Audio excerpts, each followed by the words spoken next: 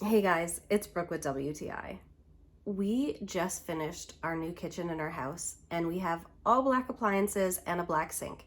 So I wanted to get the perfect soap dispenser so that I wouldn't have to have the ugly bottle just sitting out.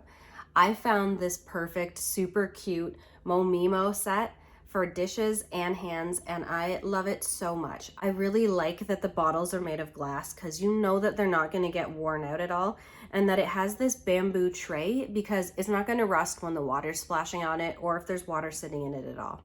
I also love the amount that comes out when you use the pump. It is the perfect amount for washing your hands or for doing some dishes. I love it so much, and I love that it doesn't get clogged either.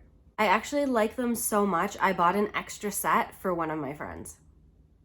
I love how awesome these look sitting out on my sink, and I also really enjoy how cute they are as gifts. But that's just my point of view.